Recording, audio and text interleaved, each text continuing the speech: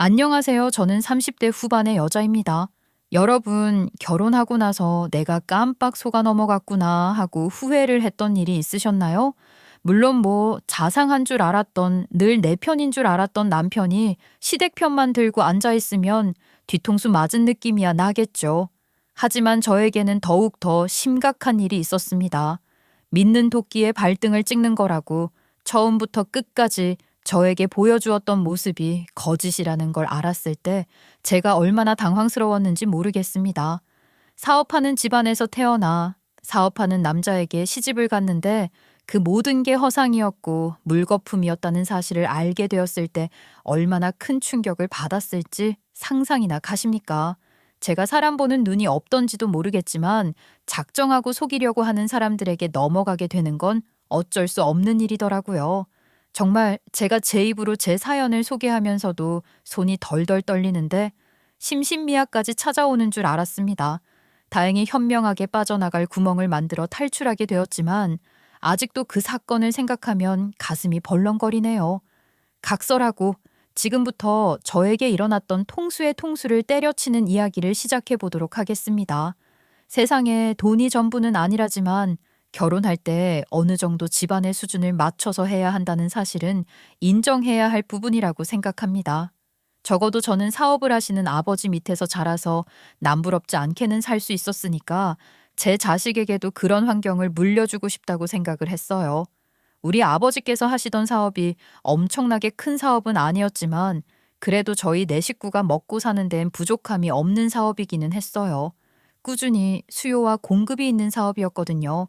저에게는 오빠가 하나 있었는데 오빠는 어릴 때부터 아버지의 사업에 관심이 있었기 때문에 저는 당연히 오빠가 사업을 물려받을 거라고 생각을 했었어요. 그래서 저는 학창 시절부터 경영학을 공부하고 싶어한 오빠와 달리 사업에는 관심이 없었기 때문에 제가 잘 할 수 있는 것을 찾기 위해 노력을 했죠. 그러다가 알게 되었어요. 취미로 시작을 했던 피아노가 제 적성에 딱 맞는다는 사실을요. 저희 부모님께서는 사실 별로 좋아하지 않으셨어요. 제가 피아노를 전문적으로 공부하고 싶다고 말을 했을 때 살짝 반대 의견도 비치셨었죠.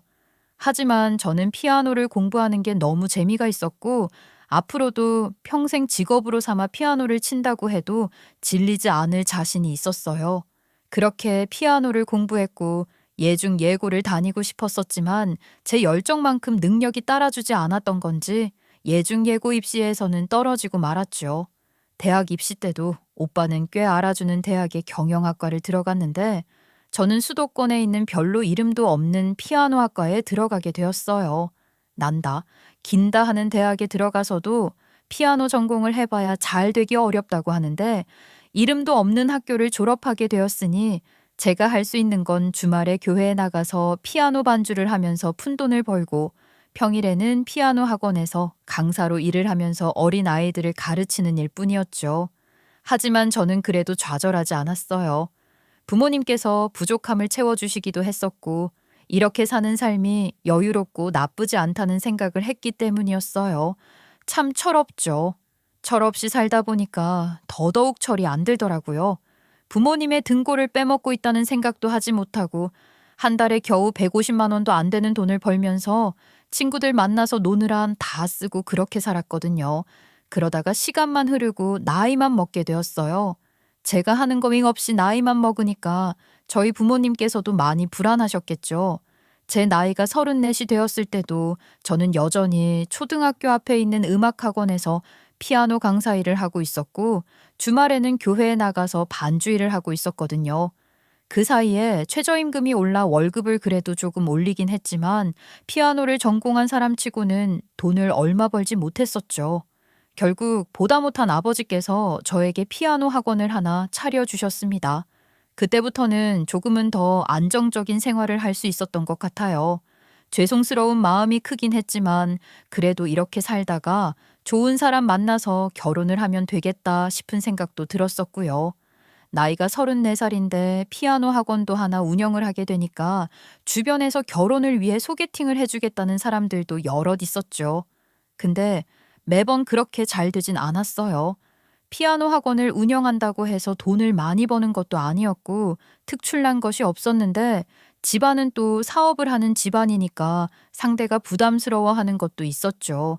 거기다가 사업에 관심이 있는 사람들이 슬쩍 들러붙어도 이미 사업은 오빠가 물려받기로 기정사실화되어 있었던 터라 메리트가 어마어마하게 있는 건 아니었거든요. 게다가 제가 태생이 좀 게으른 편이라서 더 그랬을지도 모르겠어요. 누군가를 만나서 영업을 하는 일은 제 생활에 관련된 일이니까 잘 다가갔는데 결혼이라는 걸 생각하고 사람을 만나고 대하려고 하니까 또 영업이랑은 달라서 마음처럼 잘 안 되더라고요. 혹시 저랑 비슷한 분들 여기 없으실까요?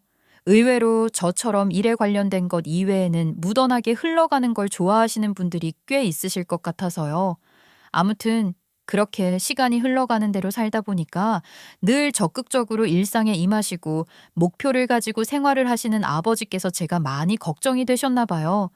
게다가 그때 저희 어머니께서 많이 아프기 시작하셨어요. 정말 가족들에게는 제일 고난이라고 말을 할 수 있는 시기이기도 했었죠. 저희 친정엄마의 신장이 망가지면서 그나마 시간적으로 여유가 있던 제가 어머니를 모시고 병원을 다니면서 투석을 하는 걸 지켜봐야 했어요. 굵은 주사 바늘을 꽂을 때마다 어머니께서 고통스러워 하시는데 투석 바늘이 또 많이 굵잖아요. 늘 마음이 아팠죠. 학원을 운영하고 있었고 대부분 초등생이 원생이었기 때문에 오전에는 여유가 있어서 제가 어머니를 모시고 병원을 다닐 수 있어서 다행이었어요. 나름 학원도 운영하고 나이도 먹었으니까 부모님 마음에 걱정거리를 크게 지게 하진 않겠다고 생각했었는데 그게 제 착각이었던 거죠. 저희 친정엄마는 항상 제 걱정을 하셨어요. 아이고, 우리 딸이 얼른 시집을 가야 내가 마음을 놓을 텐데 점점 신장은 망가지기만 하고 나중에는 이식을 받아야 할지도 모른다고 하던데 그 전에 우리 딸이 번듯한 남자 만나서 시집을 가면 얼마나 좋을까. 내가 이런 말 하는 것도 이제는 지겹지? 그러니까 얼른 좋은 사람 만나서 엄마 마음에 걱정거리 좀 덜어주고 하면 안 되겠니? 엄마는 무슨 엄마 인생에 내 결혼이 그렇게 중요한 것처럼 말을 하고 그래. 때가 되면 좋은 사람 나타나서 시집도 갈 수 있겠지. 엄마 신장이 망가지는 걸 왜 벌써부터 조바심 나게 심각한 것처럼 말하고 그래. 엄마 건강해질 수 있어. 내가 그렇게 노력할 거야. 엄마가 몸이 망가지는 게 느껴져서 그래. 언제까지 이렇게 우리 딸이 나를 데리고 병원에 왔다 갔다 할 수도 없는 건데 사위가 있으면 마음이라도 편안할 것 같아서 그래. 엄마가 앞으로 살면 얼마나 더 살겠어. 진짜 그런 부정적인 생각은 하지도 말라니까. 엄마가 아픈 건 어쩔 수 없지만 분명히 건강해질 거야. 요즘 의료 발전이 좀 좋아? 그러니까 조금만 힘내서 버텨줘. 앞으로도 내가 평생 엄마 병원 모시고 다닐 테니까 그런 걱정하지도 마라. 걱정은 무슨. 우리 딸 괜히 고생시키고 싶지 않어. 그러지 말고 아니 어디 선자리라도 나가보는 거 어때? 엄마 평생 소원이다 정말. 우리 딸이 시집가는 모습 꼭 보고 죽고 싶은데. 죽는다니. 그런 말 하지 말라니까. 엄마가 그렇게 말하면 내가 너무 슬프잖아. 엄마, 제발 내 생각해서라도 오래오래 버텨줘. 하지만 이 이야기를 엄마는 속에 담아만 두지 않으시고 아버지와 오빠에게도 말을 하신 거예요. 제가 꼭 시집을 갔으면 좋겠다고요. 저는 결혼이라는 것에 큰 관심이 없긴 했어요. 요즘은 비혼도 워낙 많고 굳이 결혼을 하지 않아도 노후에 충분히 즐길 거리들이 있으니까요. 그것도 그럴 게 우리 오빠가 20대 후반에 결혼을 했다가 이혼을 했거든요. 이혼하는 과정을 보면서 가족들이 꽤 많이 상처를 받았었어요. 그때는 오빠가 아빠의 회사를 물려받을 준비조차 하지 않을 때였거든요. 그냥 아빠 회사에서 사원으로 일을 하고 있을 때였어요. 물론 지금도 물려받은 건 아니고 오빠가 직원으로 일을 하고 있긴 했는데 직급이 올랐을 뿐이죠. 아무튼 새언니가 일이 바쁜 오빠를 견디지 못하고 바람을 피웠고 그 과정이 낱낱이 드러나게 되면서 저희 가족 모두 다 충격을 받았었거든요. 새언니가 절대로 바람을 피울 사람처럼은 보이지 않았기 때문에 충격이 더 크게 일어났었죠.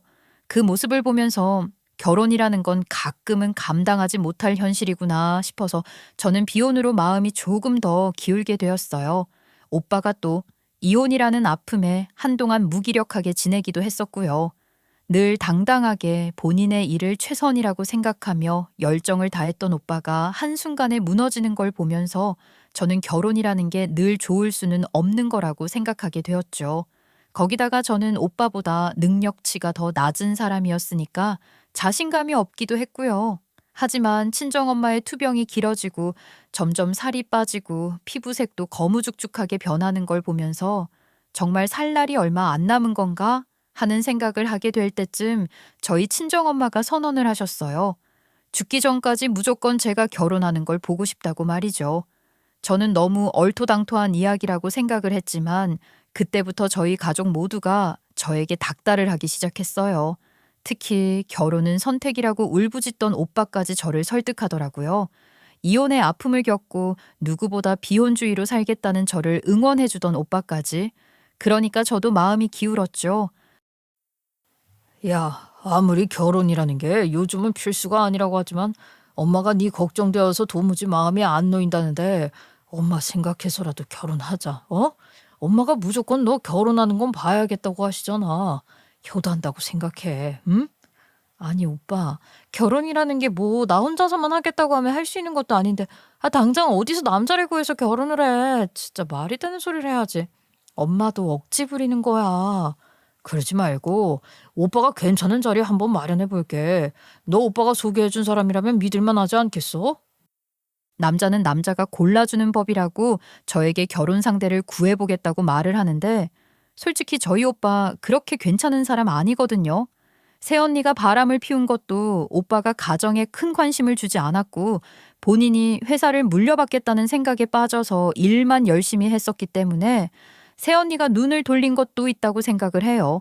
물론 바람을 피운 게 정당화될 수 없는 일이기는 하지만 그래도 오빠가 조금만 새언니에게 관심을 기울였으면 이렇게까지 큰 일은 벌어지지 않았을 수도 있다 하고 생각을 하는 거죠. 그렇게 일밖에 모르는 오빠가 소개시켜준 남자가 과연 가정을 제대로 돌보고 저를 생각해 줄 수 있는 사람일까 싶어서 걱정은 됐지만 한번 만나는데 돈 들어가는 것도 아니고 여러 번 만나봐야 진짜 좋은 사람인지 아닌지도 알 수 있는 거라고 생각을 했기 때문에 오빠가 소개를 해준 사람을 만나기로 했습니다. 그래도 본인 능력이 괜찮은 사람이라면 결혼해서 큰 트러블은 없을 거라고 생각을 했거든요. 오빠가 소개를 시켜준 사람이 바로 제 남편이었어요. 작게 사업을 하는 사람이었는데 휴대폰 어플을 관리하는 그런 일을 하고 있는 사람이었어요. 엄청 큰 회사는 아니었고요. 혼자서 개발을 하고 영업을 하는 사람이었는데 보통 쇼핑몰 같은 곳도 그렇고 어플을 만드는 사람들이 있을 거 아니에요?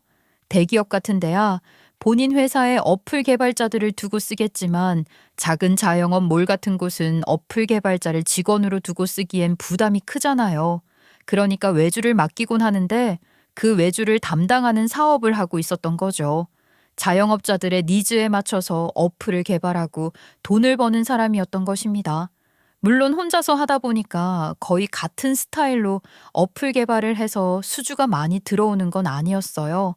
그래도 제 눈에는 대단해 보이더라고요. 저는 피아노 하나밖에 할 줄 몰랐음에도 불구하고 일이 잘 안 풀렸는데 제 남편은 다방면으로 아이디어가 많은 사람이었거든요. 본업은 어플을 개발했지만 본인도 본인 어플을 하나 런칭해서 가계부 같은 것도 만들어두고 동네 사람들끼리 익명으로 게시판을 공유할 수 있는 그런 어플 또한 개발을 해서 가지고 있더라고요. 신기했어요. 그 김민준 씨 말이야. 생각보다 능력은 괜찮은데 돈이 그렇게 많은 건 아닌 것 같더라고.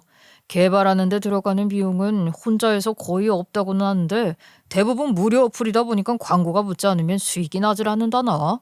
그래도 사업체가 커져서 유명해지면 광고 수익도 붙고 할 텐데 한번 잘 만나봐. 신중한 사람 같아 보이더라.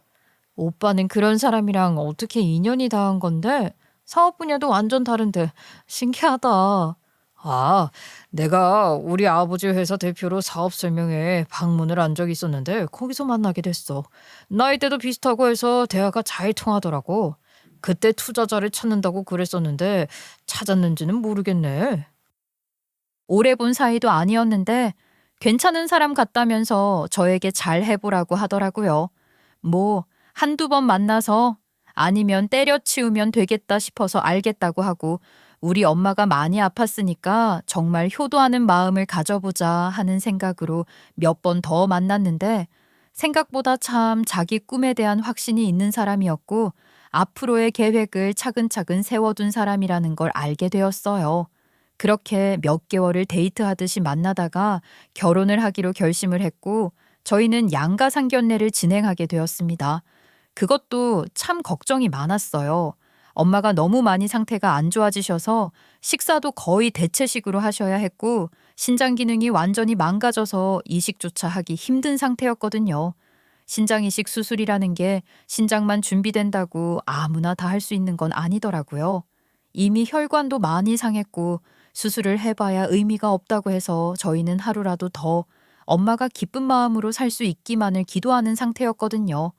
병원에서 나와서 휠체어를 타고 상견례 자리에 간다는 게 무척이나 부담스럽긴 했지만 그래도 사돈 되실 분의 얼굴을 꼭 보고 싶다는 엄마의 말에 상견례 자리에 같이 나가게 되었죠. 아이고, 안사돈께서 아프시다는 이야기는 들어서 알고 있었지만 이렇게 자리까지 나와주실 줄은 몰랐네요. 안사돈 얼굴을 뵙게 되어서 정말 기쁩니다. 몸이 많이 불편하신 상태이실 텐데 저희 얼굴 보겠다고 여기까지 자리에 나와주셔서 감사합니다. 정말 힘든 발걸음을 해주셨어요. 제가 좋은 모습일 때 인사를 드렸어야 했는데 아휴, 몸이 많이 아파서 참 죄송스럽습니다. 그래도 이렇게 양해를 해주시니 좋네요. 아닙니다. 그래도 우리 안사돈이 이렇게 정신 멀쩡하실 때 서로 좋은 짝을 만나게 되었으니 얼마나 다행입니까? 그렇게 생각을 해주신다니 저는 더 바랄 게 없습니다. 앞으로도 저희 딸 잘 부탁드립니다. 휠체어를 타고 온 우리 엄마를 보면서 안타까워 하시면서도 참 신경을 써주시는 시어머니의 모습에 감동까지 받았다니까요. 식사도 제대로 못 하시는 엄마가 음료처럼 된 대체식을 먹는 걸 보면서 본인이 아픈 것 마냥 공감을 해주시는데 마음이 참 따뜻한 분이시구나 하는 생각이 들면서 결혼을 할 생각을 한 게 참 다행이다 싶었어요. 오빠에게도 고마운 마음이 들었죠. 제가 어디 가서 이런 남자를 만나고 이런 시댁을 만날 수 있을까 하는 생각이 들었거든요. 저희는 그렇게 결혼 준비를 시작했어요. 신혼집은 저희 어머니께서 가지고 계시던 작은 빌라에서 시작을 하기로 했고요. 그 빌라가 제가 운영하는 피아노 학원이랑 가까워서 출퇴근하기도 정말 좋았거든요. 때마침 세입자가 나가면서 공실로 있었던 빌라였기 때문에 타이밍도 딱딱 맞는다고 생각을 했죠. 신혼집도 해결됐겠다. 아버지께서 도와줄 일이 있으면 언제든지 해주신다고 했겠다. 정말 걱정거리 하나도 없이 결혼 준비를 마쳤습니다. 결혼식도 참 인상 깊었어요. 저희 엄마가 휠체어를 타고 혼주석에 앉아서 웨딩드레스를 입은 저를 보며 눈물을 뚝뚝 흘리시는데 아마 제 인생에서 절대로 지우지 못할 장면이 될 거라 생각을 했었죠. 엄마가 많이 아프셨기 때문에 신혼여행을 가도 괜찮을까 싶었는데 남편이 신혼여행을 먼저 미루자고 말을 하더라고요. 장모님이 저렇게 많이 아파하시는데 언제 무슨 일이 생길지 모르는 거잖아. 우리가 나중에 신혼여행을 가도 되는 거니까 지금은 장모님 건강에 조금 더 신경 쓰는 걸로 하자. 일생에 한 번뿐인 신혼여행을 나를 위해서, 우리 가족을 위해서 포기해줘서 정말 고마워. 당신의 그 마음에 감동받았어. 내가 당연히 이 정도 배려는 해야지. 다른 것도 아니고 장모님이 많이 편찮으신데. 아니, 당신은 다른 거 신경 쓰지 말고 장모님 건강만 신경 써. 저는 남편의 그런 배려가 너무나도 좋았습니다. 그런데 예상치 못한 일이 생기게 되었어요. 결혼을 하고 신혼여행도 가지 않았지만 그래도 친정시댁에 신혼여행 갔다 오면 인사는 드리니까 그건 해야겠다 싶어서 시댁에 갔었는데 시어머니께서 슬쩍 저에게 투자 이야기를 꺼내시더라고요. 저는 갑자기 무슨 투자 이야기인가 싶었는데 남편이 슬쩍 가만히 제 눈치를 보는 것 보니까 이미 시댁 식구들끼리는 속닥속닥 이야기를 맞춰놓은 것 같았어요. 그제서야 우리 오빠가 남편을 소개시켜줄 때 무슨 사업 설명회에서 만나서 투자 이야기를 꺼냈었다 하던 게 생각이 나더라고요. 물론 결혼하고 나서 바로 이런 이야기를 하는 게 조금은 부담스럽긴 했죠. 아니, 우리 아들 사업 말이야. 어플 사업이라서 앞으로 발전 가능성이 엄청나게 높은 건 알고 있지? 아이, 그런데 영 투자자가 안 나타나서 말이다. 사돈이 사업을 하고 계시니까 투자라는 게 얼마나 중요한 일일지도 잘 알 거 아니니? 그렇게 하지만 사실 투자라는 게 개개인이 막 결정할 수 있는 일은 아니잖아요. 특히 저희 아버지는 사업체를 운영하고 계시니까 돈을 쓰려면 감사도 생각해야 해서요. 그렇기야 하지만 사업을 그리 번듯하게 하고 계시는데 사위한테 투자할 만한 돈 한 푼 없으실까 봐. 이제 너희도 부부가 되었으니 잘 먹고 잘 사는 게 중요하지 않겠니? 내가 내 아들이 부자 된다고 해서 콩고물이 떨어지는 것도 아니고 말이야.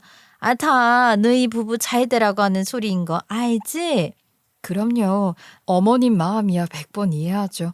그래서 어머님 말씀은 저희 아버지께서 투자를 좀 해주셨으면 한다. 이 말이세요? 그래, 그 말이다. 투자를 받으면 너희 신혼생활하는데 걱정거리 하나 없이 너무너무 좋지 않겠니?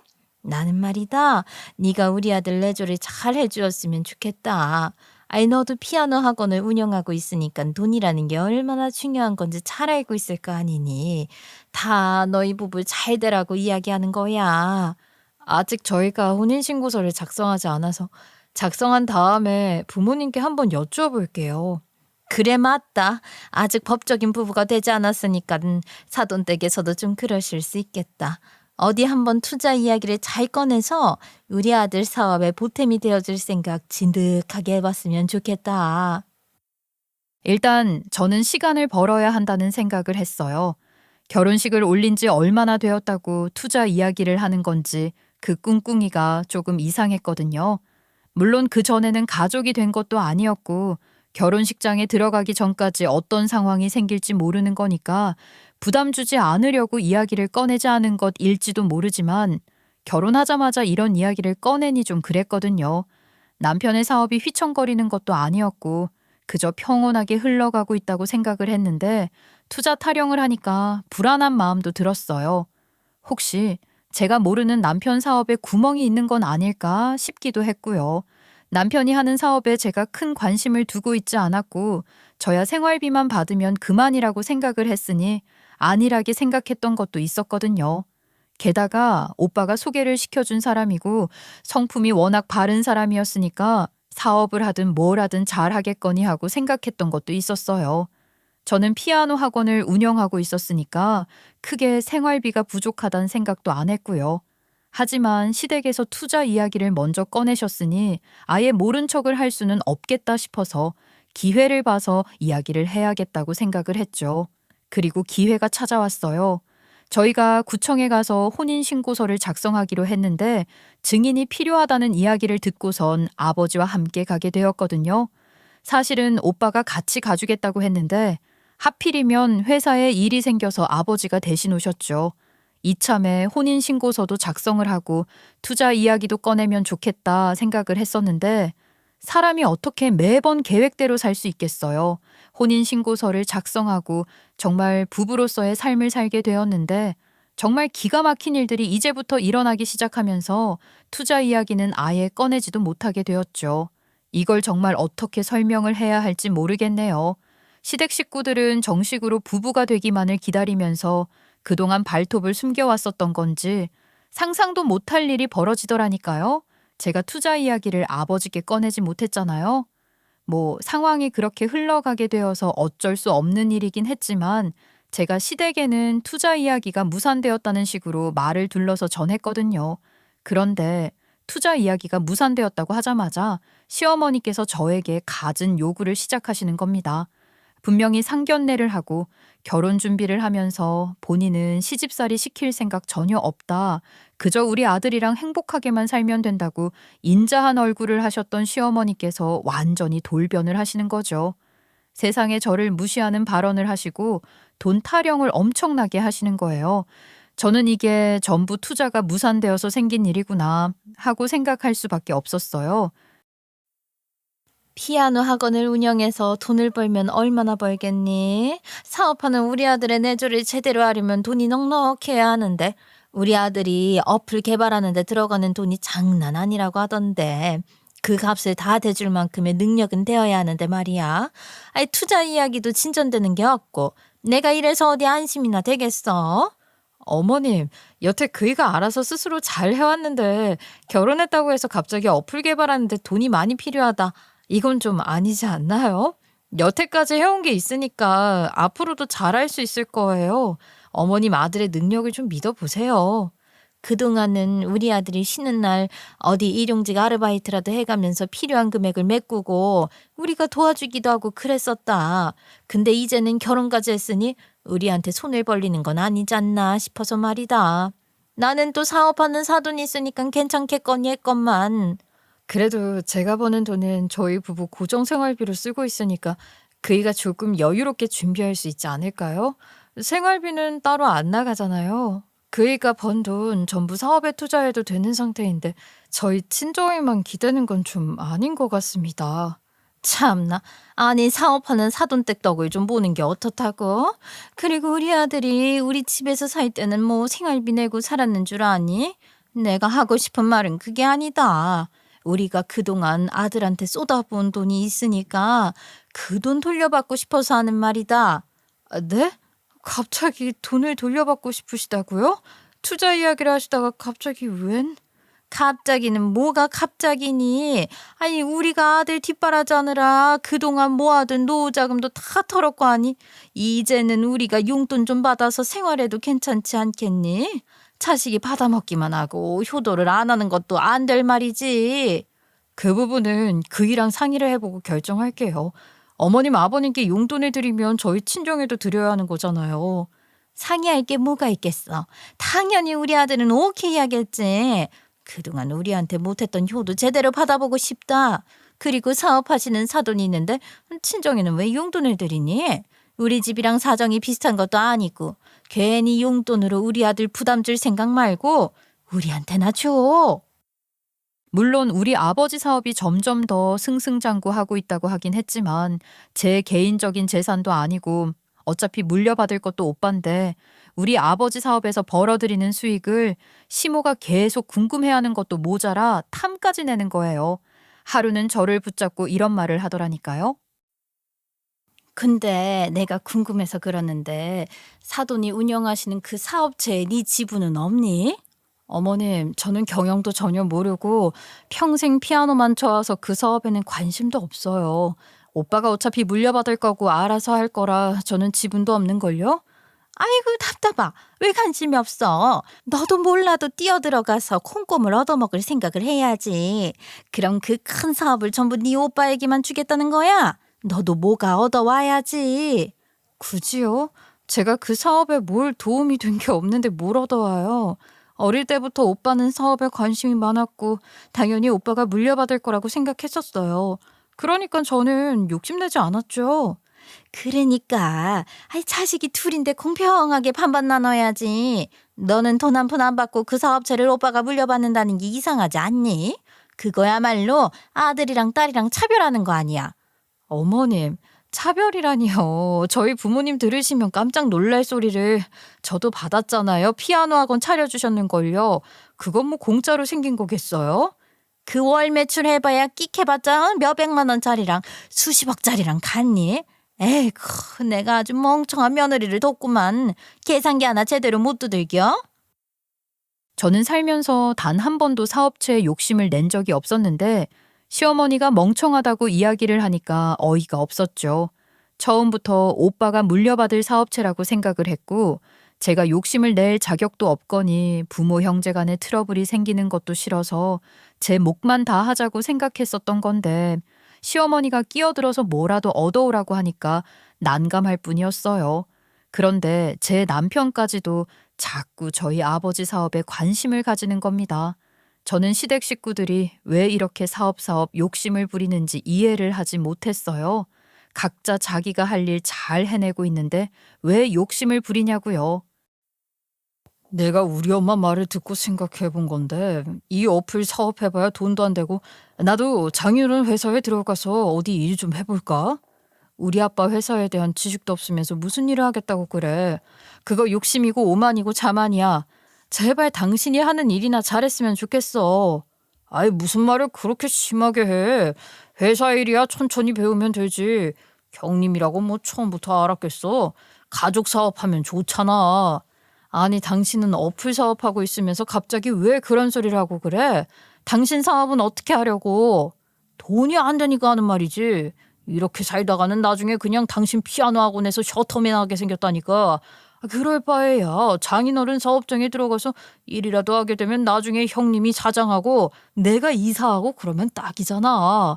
이사 자리는 뭐 아무나 할 수 있는 건 줄 알아? 그것도 능력이 되고 회사에 도움이 되어야 할 수 있는 거지. 에이, 가족 좋다는 게 뭐야. 그렇게 하나하나 나눠 가지는 거지. 당신이야말로 우리 엄마 말 새겨들어. 형님은 그 수십억짜리 회사 가지는데 당신은 월에 꼴랑 몇백 번은 그 피아노 학원으로 만족한다는 게 이게 이상하잖아. 시댁은 오히려 저를 계속 멍청하고 자기 밥그릇 하나 못 챙기는 사람으로 만들고 싶어 하는 것 같았어요. 저는 그럴 때마다 화를 내면서 할 말 다 했죠. 각자 자리에서 자기 할 일이 있는 거고 사업은 애초에 오빠의 것이라고 생각을 했는데 그런 식으로 말을 하지 말라고 말입니다. 제가 욕심부리고 싶지 않다고 말을 하면 삿대질까지 해가면서 돈 가져오라는 식으로 말을 하는데 시댁 식구들이 원래 이렇게 욕심이 넘치는 사람들이었나 싶더라고요. 분명히 여러 번 만나면서 돈에 대한 욕심, 사업에 대한 욕심을 그렇게 부리지 않았던 남편까지도 결혼한 다음에 완전히 돌변한 것 같은 느낌이 들었죠. 그러는 사이에 엄마의 병세는 점점 더 심해졌고 결국에는 투석을 계속 받아도 몸이 이겨내지 못하는 상황에 이르렀고 그만 세상을 떠나게 되었습니다. 친정엄마의 장례식을 치르면서 정말 얼마나 울었는지 모르겠어요. 마지막 소원이라고 하셨던 결혼식까지는 보고 가셔서 다행이라고 생각을 하면서도 시댁에서 계속 돈 타령을 해대니까 이 결혼이 정말 누구를 위한 결혼이었는지 다시 한번 생각하게 되더라고요. 어머니께서 보고 싶다고 원하셔서 한 결혼이었지만 정말 이렇게 사는 꼴을 보고 싶었던 걸까 하는 생각을 하게 되었어요. 결혼한 지 몇 개월 만에 제가 원형 탈모가 생겼다니까요. 시댁에서 오라고 할 때마다 또 돈 이야기를 하겠지 싶어서 시댁에 가고 싶지도 않았고요. 거기다가 친정엄마까지 돌아가시고 나니까 더욱 더 제 편이 사라진 것 같은 느낌이 들어서 상실감이 컸어요. 저희 부부는 아니지 시댁과 남편은 아이를 가지라면서 임신을 하라고 종용하고 있었는데 이상하게 여자의 직감 같은 거랄까요? 임신을 하게 되면 정말로 돌이킬 수 없는 강을 건널 것 같다는 생각이 들더라고요. 저는 남편 몰래 아이를 가지지 않기 위해서 호르몬 약을 먹으면서 임신을 피하고 있었습니다. 그럴 때일수록 계속해서 어디 문제가 있는 건 아니냐고 제 탓을 하시더라고요. 문제가 있는 건 아니었지만 제가 아이를 가질 준비가 안 된 것 같다고 애둘러서 말을 하긴 했었죠. 아이가 있어야 완벽한 가정이 되는 건데 이래서는 손주도 못 보고 눈 감는 건 아닌지 모르겠다. 하루 빨리 아이를 가졌으면 좋겠구나. 너 정말 어디 문제 있어서 그러는 건 아니지? 나랑 같이 병원이라도 한번 가봐야 하는 거 아니니? 어머님, 저희 결혼한 지 6년 지난 것도 아니고 6개월 됐어요. 왜 이렇게 조바심을 내고 그러세요? 생길 아이도 도망가겠어요. 결혼한 지 1년은커녕 고작 6개월이 지났는데 아이 타령을 하니까 피곤하더라고요. 그런데 사건이 제대로 터졌습니다. 저희 아버지 생신이 되어서 온 가족이 다 같이 모여 식사를 하기로 했는데 유명한 소갈비집을 예약했거든요. 그러니까 시모가 갑자기 자기도 따라가겠다는 게 아니겠어요? 저희 친정 식구들 다 같이 모이기로 했는데 어머님 정말 오시려고요? 아니, 어머님만 거기 계시면 조금 어색할 것 같은데요. 아니 나는 가족 아니니? 나도 사돈어른 생신 축하해드리고 그 유명한 고깃집에서 배 터지게 밥 좀 얻어먹고 그러면 좋잖니. 내가 뭐 못할 말이라도 할까봐 그래? 내가 다른 소리 안 하고 축하만 드릴 테니까 불러다오. 아니요, 그건 아니고 불편하실까봐 그런 거죠. 그리고 솔직히 어머님이 자꾸 저한테 아이 가지고 스트레스 주시고 아버지 사업 가지고 뭐라 하시니까 무슨 이야기 할지 모르겠어서 좀 그래요. 으이씨구 내가 뭐 그 자리까지 찾아가서 가시방석에 앉을까봐 그래? 아이 그리고 나는 하나도 안 불편하다. 왜 사돈이 나 불편하다니? 안사돈 그렇게 떠나시고 처음으로 맞이하는 생신이니 많은 사람들이 축하해주면 좋을 것 같아서 꺼낸 말인데 에휴, 괜히 내 기분이 상하는 것 같구나. 당연히 그간 행실이 있는데 제가 뭘 믿고 시어머니를 떡하니 부르겠어요. 절대로 말 안 해드렸죠. 그런데 글쎄 그 자리에 꼭 참석해야 하는 이유가 있는 사람처럼 우리 남편을 들들 볶기 시작한 겁니다. 제가 죽어도 말해주면 안 된다고 그렇게 으름장을 놨는데도 이 모자란 남편 놈이 시어머니한테 식당을 알려준 거예요. 생신 당일날 그 누구보다 먼저 식당 입구에서 떡하니 기다리고 있는 시어머니를 보고 얼마나 놀랐는지 몰라요. 제가 주먹으로 남편 옆구리를 쳤다니까요. 아버지께서도 당황하신 눈치였지만 그 자리에서 민망하게 만들 순 없으니 허허 웃으셨죠. 아버지께서는 넉살 좋게 괜찮다면서 맛있는 밥 먹고 기분 좋게 가자고 하셨어요. 그런데 한참 밥을 먹고 있는데 아버지께서 오빠를 칭찬하시면서 저에게 회사 매출이 엄청 올랐다고 하는 겁니다. 글쎄, 우리 아들이 참 능력도 좋지. 항상 70억, 80억 매출을 내던 회사가 말이야. 우리 아들이 발벗고 나서서 일을 하니 100억을 찍었지 뭐냐. 아, 너도 피아노 학원 잘 되고 있는 거지? 그럼요. 여전히 원생들도 많고 애들 가르치는 게 참 재밌어요. 아버지 회사 매출이 많이 올라서 참 다행이네요. 노후 걱정 하나도 없으시겠어요. 그런데 그 말을 듣던 시모가 숟가락을 탁 내려놓더니만 인상을 확 쓰는 겁니다. 아니, 사돈, 해도 너무한 거 아닙니까? 딸은 고작 초등학교 앞에 피아노 학원 작게 차려주고 아들은 떡하니 본인 회사에 자리 만들어주고 이거 완전 차별 아닙니까? 예? 아니 무슨 그런 소리를 하고 그러세요, 어머님. 제가 몇 번이나 말씀드렸잖아요. 저는 사업에 관심 없다니까요. 욕심도 없어요. 아우 제발 그런 말 하지 마세요. 이런 소리 하실까 봐 이 자리에 오겠다고 하시는 것도 말린 건데요. 아, 나도 몇 번이나 말했잖니. 아, 너는 어찌 된 게 네 밥그릇 하나 못 챙겨. 네 남편 사업에 도움이나 주던가. 아니, 어쩜 서운해서 원. 아들이 최고라지만 100억짜리 회사랑 100만 원짜리 학원이 같습니까? 예? 허허, 그렇게 생각하시면 저도 서운합니다. 애초에 딸아이가 회사 일에 관심이 없었고 제가 회사로 돌아오라고 말을 했을 때도 본인이 거절을 했는걸요. 각자 자기 할 일 다 하고 살면 되는 건데 사업을 누가 갖든지 자식들끼리 협의가 됐으면 끝 아니겠습니까? 그래도 어떻게든 지어주고 싶은 게 부모 마음 아닙니까? 제가 그래서 이대로 넘어가면 안 되겠다 싶어서 말씀드립니다. 사돈이 제 대출금 좀 갚아주세요. 어머님, 아우 이건 또 무슨 대출금을 왜 우리 아버지한테 갚아달라고 그러세요? 이건 경우 없는 행동이죠. 왜? 아, 내가 돈 좀 받아 챙겨야겠다. 회사 매출이 100억이라는데 딸한테는 한 푼도 안 주는 사돈이 괘씸해서 내가 받아야겠어. 내 대출금이 7억이 있습니다. 우리 아들 뒷바라지 하는데 들어간 돈이에요. 그러니까 내 대출금 7억 갚아주세요. 아, 그걸 왜 우리 아버지께 말을 하고 그러세요? 아들 지원해 주는 거야 부모가 할 일이지. 그 대출금을 왜 우리 아버지한테 떠넘기시냐고요, 어머니? 아이고, 받아야 할 돈이니까 하는 말이지. 100억짜리 사업하면서 7억은 푼돈 아니냐? 그깟 푼돈 정도는 사돈끼리 서로 돕고 그럴 수도 있는 거지. 그 대출금 안 갚아주면 우리 며느니가 갚아야 할 겁니다. 네? 저랑 상의도 없이 그걸 왜 제가 갚아요? 그러면 내가 돈이 없는데 누가 갚니? 네가 매달 이자까지 해서 돈 갚을 거 아니면 사돈이 줘야지. 우리 아들 뒷바라지 하느라 쓴 돈인데 당연히 자식들이 갚아줘야 하는 거 아니냐? 사돈 선택하시지요. 사돈이 갚아주실래요? 아니면 우리 며느리에게 갚으라 시킬까요? 어이도 없고 기도 막혀서 무슨 말을 해야 할지 모르겠어서 아버지와 오빠의 얼굴을 쳐다보았는데 두 사람 얼굴이 전부 여유가 철철 넘치는 게 아니겠습니까? 그러더니만 저희 아버지께서 그 자리에서 서류 봉투 하나를 떡하니 내밀어 시어머니께 드리더라고요. 그 서류 봉투 아주 익숙한 것이었습니다. 저는 여기서 그게 나올 줄 몰라서 깜짝 놀랐어요. 그 봉투가 뭐였냐고요? 바로 제 혼인신고서가 들어있는 봉투였습니다. 그러니까 이게 어찌 된 일이냐면요. 남편이랑 저랑 아버지랑 셋이 구청에 가서 혼인신고를 하기로 한 날 혼인신고서를 작성하고 제출을 하려고 하는데 남편 놈이 급하게 전화가 들어왔다면서 전화를 받으러 나갔어요.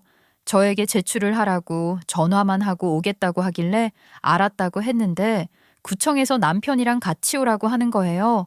남편이 전화 받으러 갔다고 하니까 기다렸다가 같이 제출하라고 해서 아버지랑 기다리는데 하도 남편이 안 오는 겁니다. 10분, 15분이 지나도 전화가 길어지길래 안 되겠다 싶은 아버지께서 남편을 부르겠다고 구청 밖으로 나가셨어요. 그런데 한 5분 있다가 아버지께서 뛰어들어오시더니만 서류를 확 가져가시는 거예요. 아버지 뭐 하세요? 그이는요? 아직도 통화 중이래요? 이 사람은 정말 왜 이렇게 통화가 길어지는 건지 좀 더 기다릴까요? 됐다. 혼인신고서는 나중에 제출하자. 사위에게는 제출했다고 말을 해. 그냥 그런 줄 알고 가만히 있어. 아버지께서 심각한 얼굴로 말을 하시길래 그냥 알겠다고만 고개를 끄덕이고 혼인신고는 아버지께서 들고 가셨죠. 그런데 그 이후에 친정엄마가 아파서 정신이 없기도 했고 아버지께서 혼인신고서를 제출하라고 말을 하라 했으니까 그냥 남편에게는 혼인신고를 안 했다는 사실을 숨겼어요. 거기다가 저희가 뭐 신혼여행을 간 것도 아니고 집을 저희 부부 명의로 대출을 받은 건 더더욱 아니었잖아요. 어머니께서 가지고 계시던 빌라에서 생활을 했고 남편은 또 회사를 다니는 게 아니라 혼자서 1인 사업을 했으니까 어머니 돌아가신 이후에 서류를 제출할 일은 더더욱 없었고요. 등본을 뗄 일이 전혀 없었죠. 결혼을 한 지 몇 년이 지난 것도 아니고 아이가 있는 건 더더욱 아니었고 그래봐야 1년도 안 된 기간이었으니까 등본이 필요할 일이 없었던 겁니다. 남편은 그저 혼인신고가 되어 있다고만 생각을 했겠죠. 아니, 혼인신고서가 여기 왜 있어? 그럼 그날 구청에서 이거 제출을 안 했단 말이야? 나한테는 혼인신고 했다고 했잖아. 당신이 전화 받으러 갔잖아. 구청 직원이 남편도 꼭 같이 와야 한다고 했고 전화 받으러 갔다고 말하니까 기다렸다가 제출하라고 해서 그래서 못했지. 내가 통화를 한 20분 정도밖에 안 한 것 같은데 그럼 그 이후에 말을 했어야지. 나한테는 혼인신고 했다고 했잖아. 그건 내가 설명하지. 내가 자네를 찾으러 나갔네. 통화가 길어지는 것 같아서 얼른 끝내고 오라고 말을 하러 갔더니 자네가 이상한 이름을 내뱉더구먼. 이상한 이름이라니요? 최혜영, 내 전 며느리 이름을 떡하니 부르더만. 내가 그 통화를 엿듣고 혼인신고를 하면 안 된다고 생각을 했지. 그건 저도 모르는 이야기였어요. 제가 궁금해서 아버지께 왜 혼인신고를 하지 말라고 이야기를 하는 거냐고 몇 번 물어봤었는데 대답을 피하시고 조금만 기다리면 알게 될 거라고만 하셨었거든요. 6개월이 지나면서 친정엄마 돌아가시고 정신없었고 뭐 생각할 겨를이 없었는데 이제 와서 진실을 이야기해 주시는 겁니다.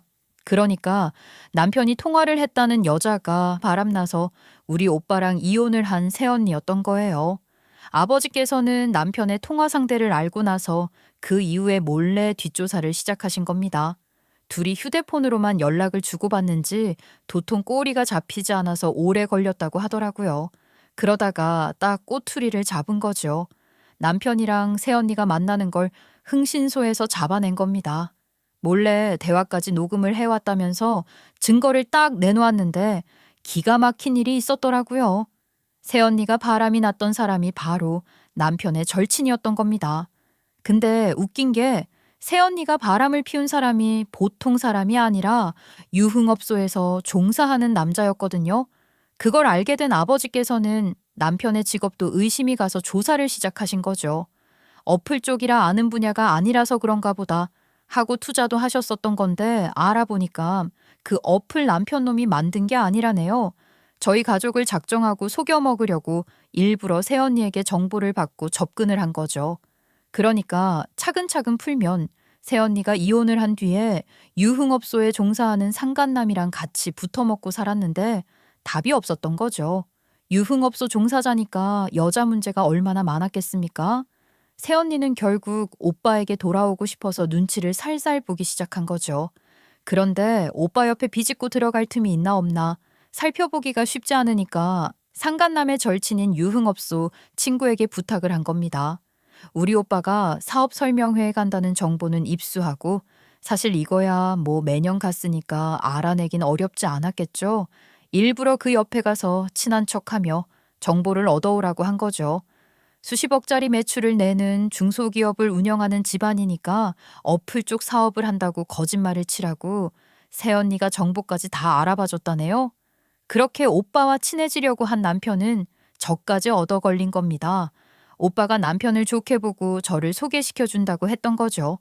수십억 매출을 내는 집안이라고 하니 혹한 남편은 저랑 결혼까지 하게 된 거고요. 혼인 신고를 하는 날 새언니가 노발대발해서는 오빠랑 재결합을 하고 싶은데 네가 중간에서 회방 놓으면 어떡하냐고 난리를 쳤고 돈을 요구했다네요. 그 돈이 바로 10억이었던 겁니다. 그 정도 돈은 있어야지만 집도 구하고 먹고 살 수 있을 것 같다고 10억을 달라고 했대요. 남편은 10억을 주고 저랑 결혼 생활을 유지하는 게 훨씬 이득이라고 생각을 했고 3억은 시댁에 집을 팔아서 해결을 했고 7억만 아버지께 어떻게든 돈을 받아내서 새언니에게 주고 청산을 하려고 했었던 거죠.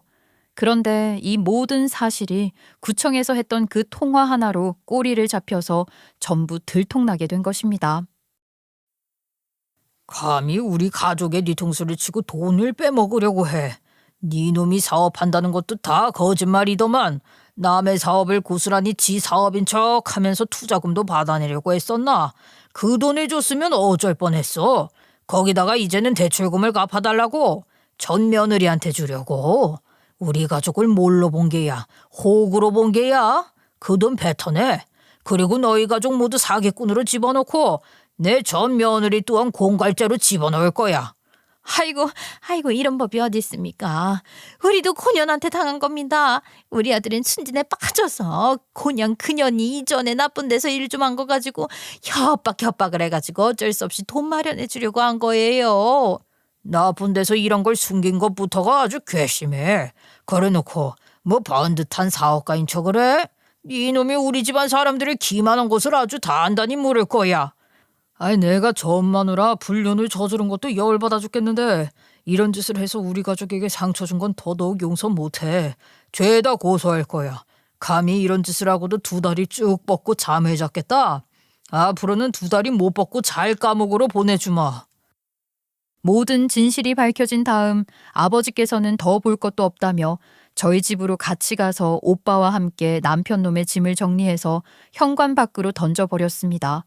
남편 놈이랑 시모랑 찾아와서 손이 발이 되게 빌면서 결혼했는데 이혼은 좀 아니지 않겠냐고 앞으로 모든 죄를 청산하고 둘이 잘 먹고 잘 살 수 있도록 가족들이 돕자며 말도 안 되는 소리를 짓거리더라고요.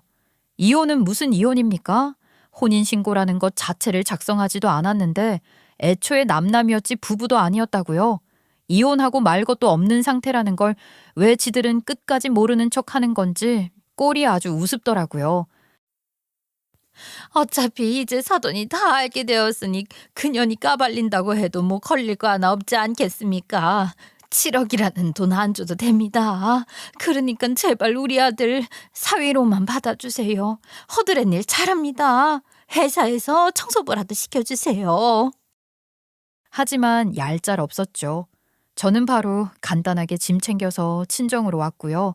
같이 살던 빌라는 비밀번호를 바꾸고 남편 놈에게 알려주지 않았습니다. 혼인신고를 안 했으니까 남편 놈도 아닌 걸까요? 다음 날이 되자마자 남편 놈과 새언니에게 소송을 걸었어요. 회사에서 근무하는 변호사님께 일을 맡기니 아주 손쉽게 일 처리가 되더라고요. 혼인신고를 안 했고 결혼 유지 기간이라고 할 것도 없었으니 재산 분할? 그런 거 전혀 없었죠. 애초에 그 인간이 나눌 재산을 들고 있지도 않았고요. 대신 사기꾼으로 처벌은 할 수 있게 되었죠. 새언니도 소송에 걸렸다는 사실을 알고 저희 집에 찾아와서 울고불고 잘못했다고 빌고 저희 오빠한테 사랑해서 그랬다는 말도 안 되는 소리를 했지만 오빠도 단칼에 잘랐습니다. 그럴 때 보면 정말 사업가 기질이 대단한 사람이라는 생각이 들더라고요. 새언니 때문에 힘들었던 시간이 있었는데 한 방에 정리를 하는 걸 보면서 참 멋있다고 느껴졌습니다. 사람의 욕심이라는 게 끝이 없다는 말, 이번에서야 진심으로 공감했습니다. 새언니도 그렇고 혼인신고조차 하지 않았던 남편놈도 그렇고 거짓말은 계속해서 거짓말을 낳는 법이라는 걸 깨달았으면 좋겠네요. 다들 정직하게 삽시다. 새언니와 전남편 전부 다 사기죄로 처벌받았습니다. 오빠가 엄포했던 대로 2사람 모두 길지 않은 형량이긴 하지만 2다리 쭉 뻗고 잘 수 없는 감방에 들어가게 되었으니 아주 고소합니다. 그럼 제 이야기는 여기서 마무리하도록 하겠습니다. 감사합니다.